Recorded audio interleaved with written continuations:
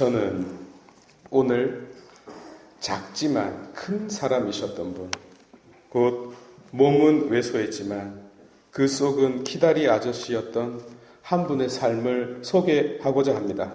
그분은 지금 빼르 모르댐 죽음을 통하여 앗 노밤 비땀 새로운 삶을 향하여 재빨리 달려가고 있는 중입니다. 그러하오니 슬픔에 잠긴 유가족 여러분들께서는 아버지께서 걸어오셨고 지금도 가고 계신 그 길을 주목하시기 바랍니다. 당신은 한결같은 방향으로 걷고 있기 때문입니다. 그리고 그 방향은 신앙은 궁극적인 관심사라고 했던 폴 틸리의 말대로 바로 그분이었습니다.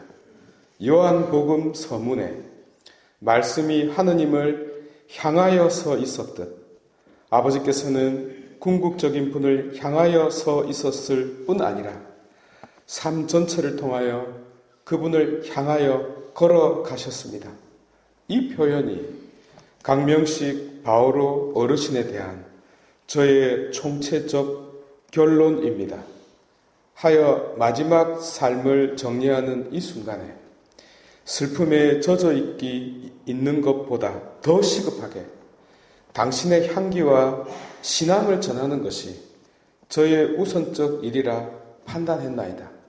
그러니 잠시 슬픔은 접어두시고 아버님이 어떤 분이신지 잘 아시겠지만 제가 바라보는 그분의 모습을 한번 들어보시기 바랍니다.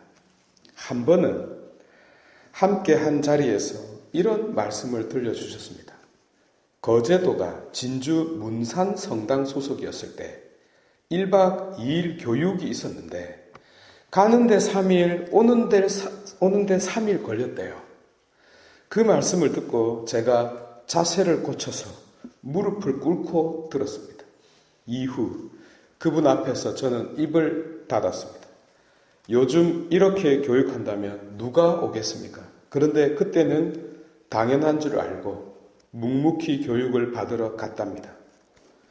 그래서 고인에 대해 궁금해졌습니다.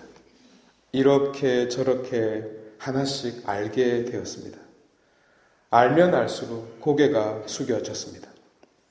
강명식 바오로 어르신은 1931년생으로 진주 문산 성당 출신입니다. 지상학 갈라 자매님을 만나 이곳 거제도로 오시어 슬하의 5 아드님과 따님 한 분을 두시고 오손도손 사셨습니다. 막내 동생분께서는 정동 프란치스코 수도원에 계시는 강효식 야고보 신부님으로서 지금 이 자리에 함께 계십니다. 조카 신부님께서는 지금 주례를 하고 있고요. 1969년부터 호미와 곡괭이로 황무지를 개간해 반세기가 넘도록 농장을 가꾸어 왔습니다. 그 공고지는 계단식 다랭이 농장으로 1866년 병임 박해 때 윤사우 다니슬라우 일가의 은신처였을 만큼 의미 깊은 곳이기도 합니다. 당신은 아내와 함께 귤나무로 시작하여 동백나무를 심기 시작했고 수선화를 심어 아름답게 가꾸어 나갔습니다. 더불어 거제도 신앙의 자랑인 순교자 윤복문 요셉의 삶을 기록으로 남겨 전수해 주시고 허철수 신부님께서 저 성지를 조성하실 때도 큰 힘이 되어주신 분이시기도 합니다.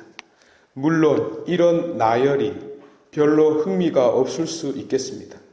왜냐하면 조선시대 박해 때도 아닌데 이런 분이 계셨다는 진부한 믿음의 삶을 소개하고 있기 때문입니다. 그러나 한 가지 분명한 점은 당신의 삶 전체가 곧 신앙이었다는 점입니다. 당신에게 있어서 신앙은 삶의 모든 것이었습니다. 그러니까 다른 모양새였더라도 마찬가지였을 것이라는 것입니다. 제가 미사를 드릴 때마다 제일 앞자리에 앉아 정신을 집중하여 참여하셨고 모든 생각이 우리 구원을 위해 십자가에 못 박히고 부활하신 분에 대한 생각밖에는 없었을 정도입니다. 농담도 신앙적인 농담 외에는 할 줄 몰랐습니다. 병자 성사를 드리러 갔을 때에도 미사 드리고 싶다는 애원만 할 정도였습니다. 정신이 없는 와중에도 줄곧 주님에 대한 믿음으로만 가득 찬 분이셨습니다. 한평생의 삶이 그랬습니다. 그러니 나머지는 말해서 무엇하겠습니까? 다만 당신이 심으신 수선화가 참으로 명물이 되었는데요. 그래서일까요? 당신의 이름은 아마 꽃에 새겨질 것 같습니다.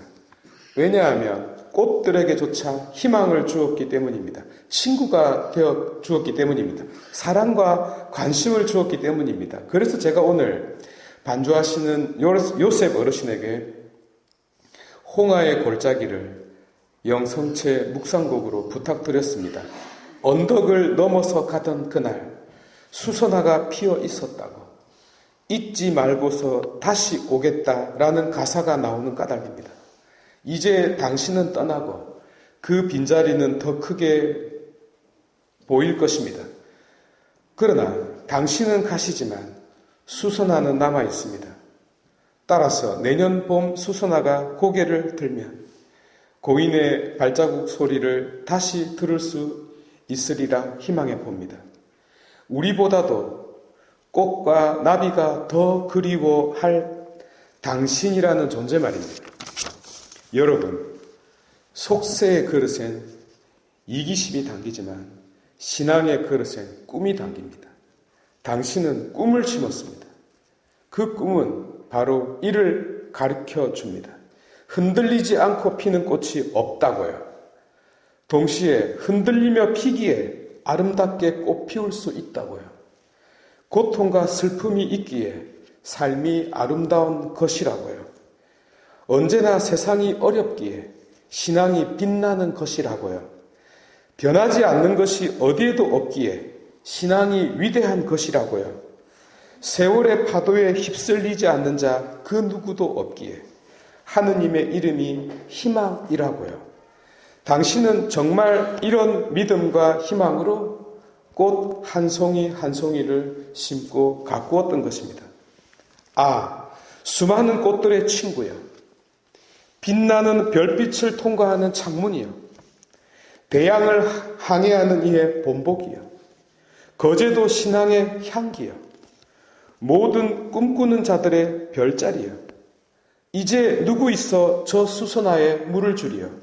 아니 누가 꽃에 말을 걸며 꿈과 희망을 심어주리여. 이제 누구 있어 당신의 저 깊은 신앙을 전할 수 있으리여. 유가족 여러분, 그리고 교우 여러분, 저는 오늘 이 들판을 두고 저 천국의 들판에 수선화를 심으러 가신 강명식 바오로 어르신을 생각하며 그분을 놓아드리고자 합니다. 저 세상에서도 꽃으로 아름답게 꾸밀 사람이 필요하니까요. 죽음을 통하여 새로운 삶을 향하여 가고 계신 아버지께서는 이제 저곳으로 보내고 이제 이곳은 우리가 아버지의 믿음과 마음을 물려받아 또 하나의 아름다운 세상을 꾸며야 하겠습니다. 우리도 아버지처럼 작지만 큰 사람, 곧 우리 마음속에도 야곱의 사다리를 놓고 저 높은 곳을 오를 수 있는 작은 씨앗을 뿌리는 자 되겠노라고 아버지 앞에서 결심해 봅시다. 이것이 참으로 훌륭한 100년 전에 나 찾아볼 수 있을 법한 강명식 바오로 어르신께서 저를 통하여 유가족과 교우 여러분들에게 전하고픈 말씀이라고 생각합니다. 강명식 바오로 어르신, 저 세상도 아름답게 꾸며주소서.